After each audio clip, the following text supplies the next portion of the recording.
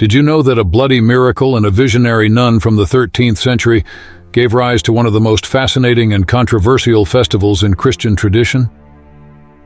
Corpus Christi is a celebration shrouded in mysteries and incredible stories that have spanned generations but remain unknown to many. Do you want to know how a priest tormented by doubts and a miraculous relic changed the course of Christian faith?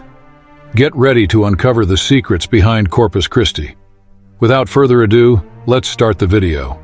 The story unfolds in the year 1263, when Europe was teeming with intense beliefs and vigorous religious practices. In this context, there was a priest from Prague, a city in northern Italy, named Peter, who was experiencing a deep crisis of faith. His doubts about the real presence of Jesus Christ in the Holy Eucharist tormented his soul. Seeking answers and desiring to strengthen his faith, Peter decided to embark on a pilgrimage to Rome, the Eternal City. At that time, many faithful made pilgrimages to the tombs of the apostles St. Peter and St. Paul in Rome, seeking renewed spiritual strength and divine graces. Thus, Peter left Prague, crossing various regions on his spiritual journey. Along the way, he decided to stop in the town of Bolsena. Bolsena was known for its devotion to Saint Christina, a virgin and martyr of the 3rd or 4th century. The town of Bolsena, with its vast and beautiful lake, was a place of great faith and religious history. Saint Christina was called the Saint of Misadventures due to the numerous martyrdom attempts she suffered for her faith. Born into a pagan family, Saint Christina converted to Christianity at a young age, despite her parents' objections. Her devotion to the Christian faith aroused the wrath of her own father, who held a prominent position in the town of Bolsena. Determined to make her renounce her faith, her father subjected her to a series of tortures and assassination attempts. However, according to tradition, all attempts to kill her failed due to miraculous interventions. Finally, he decided to tie a heavy stone to Christina's body and throw her into Lake Bolsena, believing this would kill her. However, a miracle occurred. Instead of sinking, the stone to which St. Christina was tied miraculously floated on the surface of the water, sustaining her and preventing her from drowning. If you're curious to find out what happens next, click the like button, subscribe to the channel, and keep watching the video. While the stone floated, St. Christina remained on it, protected by divine intervention. This surprising and miraculous event testified to God's protection over St. Christina amidst her trials.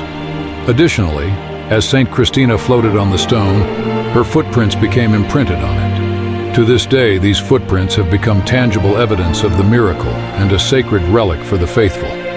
The footprints were preserved over the centuries as a symbol of St. Christina's presence and the divine intervention that saved her from certain death. The footprints of St. Christina on the stone became an object of veneration and devotion for local Christians and pilgrims who visited Bolsena seeking healing, protection, and spiritual guidance.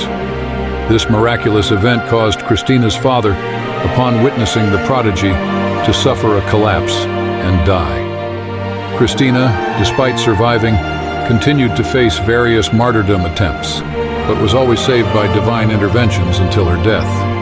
The devotion to St. Christina was intense in Bolsena, and many pilgrims visited her tomb seeking blessings. It was in this atmosphere of religious fervor that Father Peter decided to celebrate a Mass asking for St. Christina's intercession to strengthen his faith in the real presence of Christ in the Eucharist. During the Mass celebrated by Father Peter in the town of Bolsena, something truly extraordinary happened. Peter, still struggling with his crisis of faith regarding the real presence of Christ in the Eucharist, raised the consecrated host during the moment of consecration. It was then that the host began to bleed. Blood flowed from the host, staining his hands and the corporal, a square cloth placed on the altar. This unexpected and miraculous event astonished not only Peter but also the faithful present, who observed the miracle with awe and reverence. Father Peter, emotionally moved and spiritually relieved, could not continue the celebration of the Mass. He carefully placed the bleeding host on the corporal and with tears of joy and renewed devotion went to the sacristy. As he moved, drops of blood fell on the floor and the steps of the altar, leaving indelible marks that would be preserved as sacred relics. The news of the miracle quickly spread through the church, and other priests came to verify the occurrence. All were impressed by the visible evidence of the miracle, the blood-stained corporal and the bloodied stones. With a heart full of gratitude and still in shock, Peter decided to take the blood-stained corporal and report the miracle directly to Pope Urban there. who was in the nearby town of Orvieto. Upon reaching Orvieto, Peter recounted the event in detail to the Pope. The Pope, deeply moved by the account, recognized the miracle as a divine sign of the real presence of Christ in the Eucharist. He remembered the vision received by Saint Juliana of Liège, who had identified the need for a specific feast to celebrate the Eucharist. Here it's worth pausing to explain this beautiful and intriguing story in more detail. Saint Juliana of Liège played a crucial role in the origin of the Corpus Christi feast. In the early 13th century, Juliana, a 16-year-old nun, began having mystical visions revealing the need for a special celebration dedicated to the Eucharist. In one of these visions, she saw a bright white disc with a dark spot on one side. This image deeply intrigued her, and she spent many years in prayer seeking to understand its meaning. After a period of spiritual discernment, Juliana finally understood that the white disc represented the Church and its devotion to the Eucharist. However, the dark spot symbolized the absence of a specific feast that properly honored the Blessed Sacrament. Although there was already the celebration of Holy Thursday, which commemorated the institution of the Eucharist, this feast was also associated with the sorrow of Christ's Passion. Juliana realized that Jesus desired a joyful and solemn feast dedicated exclusively to the glory of the Eucharist. Reluctant to reveal her visions, Juliana hesitated for 20 years until she finally found the courage to share her experience with a trusted priest named Jacques Pontalion. He firmly believed in the authenticity of Juliana's visions and encouraged her to spread her message. However, time passed, and Juliana died with her visions falling into obscurity. Years later, the priest Jacques Pontalion, the only person who knew about Juliana's visions, became Pope Urban IV. Pope Urban IV, upon hearing Peter's account, was deeply moved and immediately recognized the importance of the miracle. With keen spiritual intuition and the memory of Saint Juliana of Liège's vision, which had predicted the need for a feast dedicated to the Eucharist, the Pope understood that this miracle was a divine sign. He decided to act quickly to confirm the event's authenticity and initiate the spread of the miracle and the establishment of a new liturgical feast. To verify the miracle's authenticity, Pope Urban IV convened a group of trusted theologians and experts, including the renowned St. Thomas Aquinas and St. Bonaventure.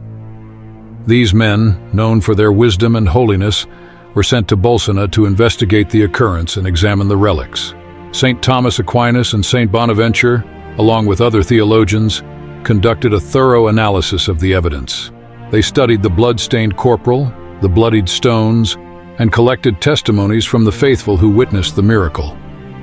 Once the miracle's authenticity was confirmed, the committee of theologians began organizing the return to Orvieto, bringing with them the precious relics, including the blood-stained corporal. The news of the miracle had already begun to spread, and as the committee left Bolsena, many local faithful, moved and reverent, started to follow them. This crowd continued to grow as they advanced, with people from various nearby villages and towns joining the procession. When the procession approached Orvieto, Pope Urban IV, informed of the successful verification and the approach of the miraculous relics, decided to go out to meet the procession. The Pope, accompanied by the clergy and church dignitaries, dismounted from his ceremonial vehicle as they approached the bridge where the theologians and the procession of faithful were arriving. When the procession reached the bridge, it was a moment of great solemnity and emotion. Pope Urban IV, wearing his pontifical vestments, knelt in adoration before the Eucharist represented by the miraculous relics. He reverently received the blood-stained corporal and the consecrated host, and together with the procession, began to walk towards the town of Orvieto. This event marked the first Eucharistic procession, which would become a central element in the celebration of Corpus Christi. Pope Urban IV, convinced by the theologians' verification and the profound spiritual significance of the event, decided to establish a solemn feast to honor the Eucharist. In 1264, he issued the bull Transituris, decreeing the creation of the Corpus Christi feast. The bull emphasized the need to reaffirm the faith in the real presence of Christ in the Eucharist, especially during a time when various heresies questioned this doctrine. The Pope saw the feast as a means to strengthen the faith of the faithful and promote Eucharistic devotion. He also highlighted the role of Eucharistic miracles, like that of Bolsena, as divine signs confirming the truth of Christ's presence in the consecrated bread and wine. After decreeing the feast, Pope Urban IV took steps to ensure that the new celebration was marked by a rich and deeply spiritual liturgy. Understanding the importance of an appropriate rite that captured the essence and glory of the Eucharist, the Pope called upon some of the most renowned theologians of his time to compose the hymns and prayers to be used in the solemnity. Among the theologians summoned were St. Thomas Aquinas and St. Bonaventure, both intellectual and spiritual giants of the 13th century. When the time came to reveal the hymns, all the theologians gathered in the Pope's presence. St. Thomas Aquinas, known for his profound scholarship and spirituality, was the first to present his composition. St. Thomas began to recite his hymn, Lauda Sion. This hymn, through richly crafted verses, expresses the belief in the real presence of Christ in the Eucharist and the reverence due to this sacrament. St. Thomas's presentation was so wonderful and inspiring that all the other theologians present remained silent, deeply moved by the perfection and spirituality of his words.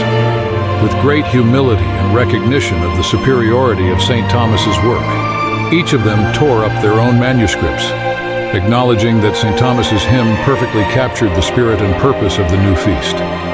Thus, Lauda Sion became the official hymn of the Corpus Christi feast. This event not only highlighted the extraordinary theological and poetic skill of St. Thomas Aquinas, but also underscored the unity and humility among the Church's greatest theologians in recognizing the most suitable work to glorify the Eucharist. The first celebration of the Corpus Christi feast, instituted by Pope Urban IV, marked a moment of deep devotion and joy in the Church. The festivity was meticulously planned to emphasize the importance of the Eucharist and reinforce the faith in the real presence of Christ in the Blessed Sacrament. The inaugural celebration of Corpus Christi featured a solemn Eucharistic procession, an event that would become a central tradition of the feast. During this procession, the Blessed Sacrament was carried through the streets in a monstrance, allowing the faithful to adore and honor Christ's presence in the Eucharist. The town of Orvieto, where Pope Urban IV was temporarily residing, became the epicenter of this celebration. The importance of Orvieto in the history of Corpus Christi was highlighted by the construction of a magnificent cathedral designed to house and preserve the blood-stained corporal, the main relic of the Bolsena miracle. The Cathedral of Orvieto, known as Duomo di Orvieto, began construction in 1290, a few years after the feast's institution. This cathedral is a masterpiece of Italian Gothic architecture with its richly decorated facade and impressive interiors. Thus, the first celebration of Corpus Christi and the construction of the Cathedral of Orvieto are interlinked events that established a lasting legacy of Eucharistic devotion, celebrating the Bolsena miracle and Saint Juliana of Liège's vision.